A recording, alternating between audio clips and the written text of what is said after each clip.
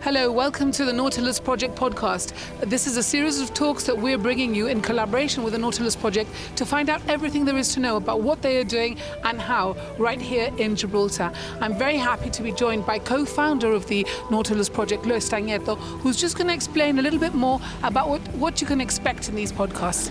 Thanks for joining me, Luis. Tell us a little bit more about it. Thanks for having me, Michelle.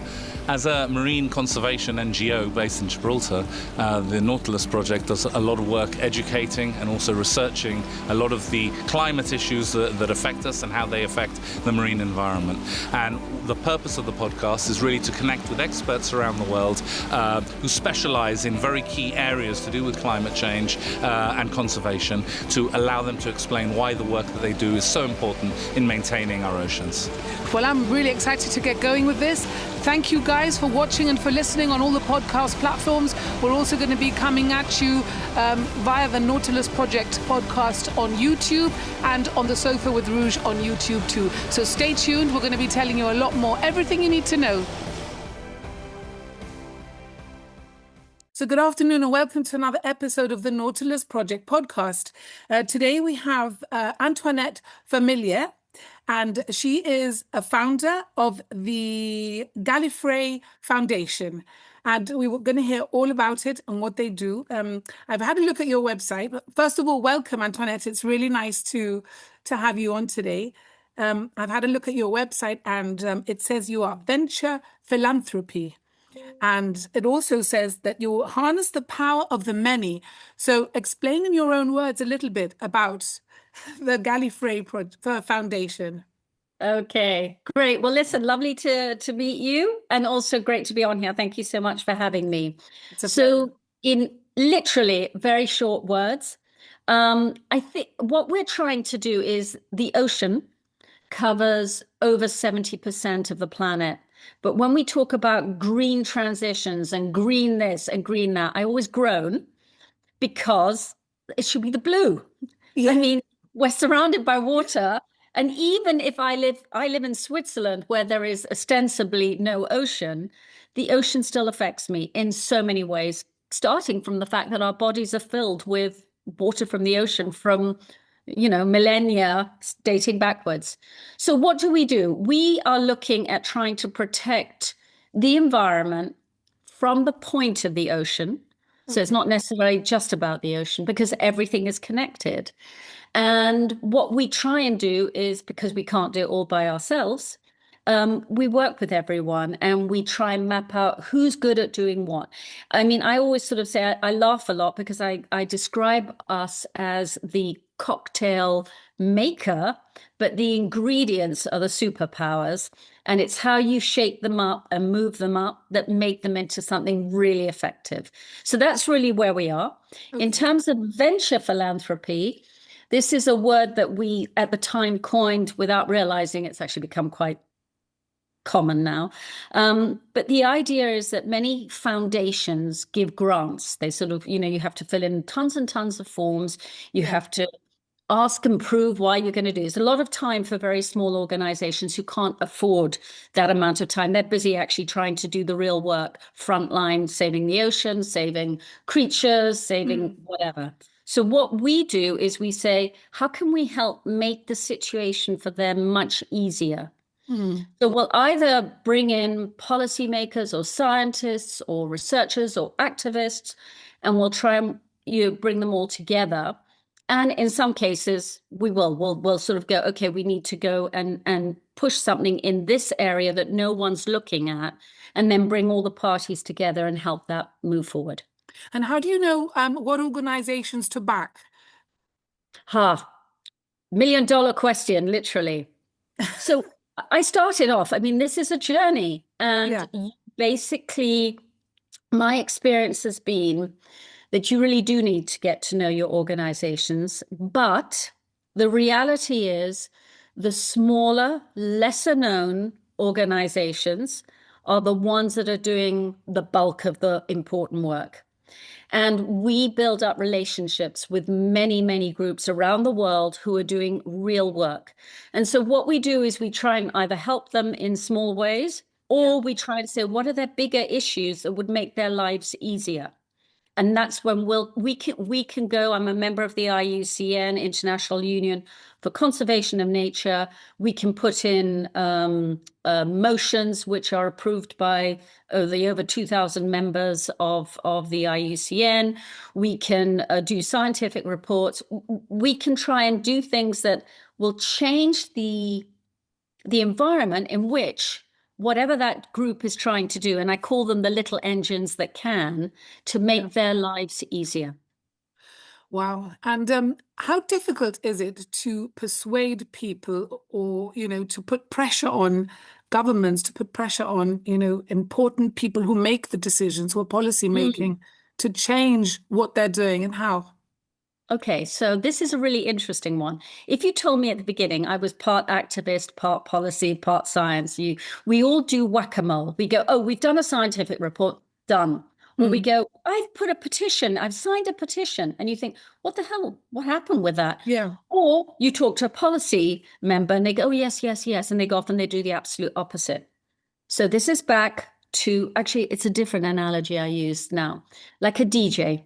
Okay, with the, your little things you're moving on.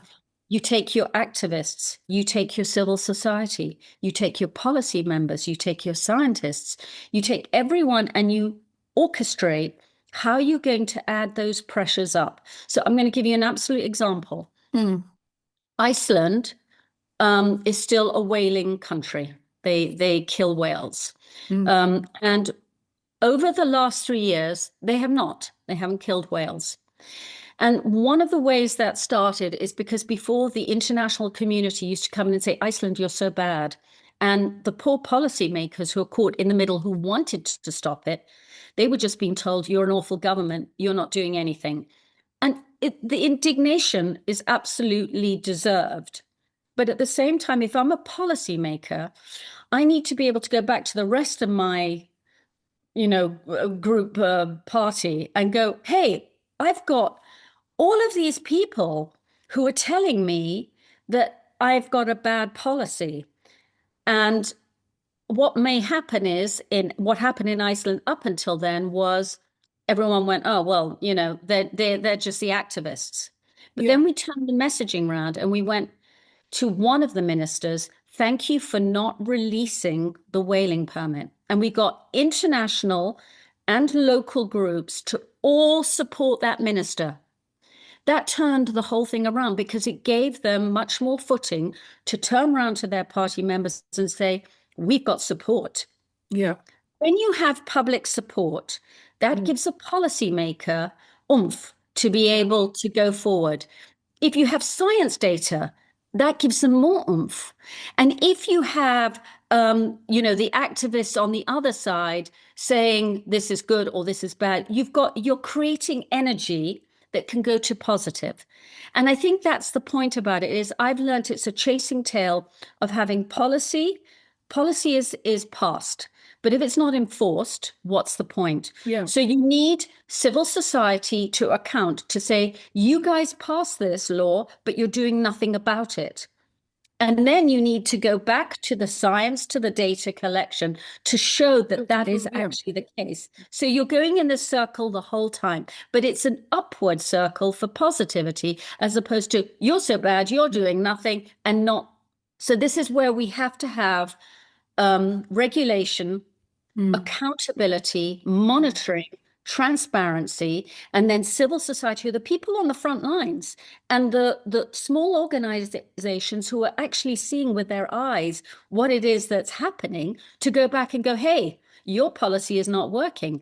And in an ideal world, you'd have everyone listening to that and saying, oh, yeah, we ought to do something. But we all know the real world that we live in, which is why more than ever, we rely on civil society to keep saying, so sign those petitions, speak, pick up the phone and talk to. I was going to ask you, what can we do? What can we do as a public to back people like you up and help you?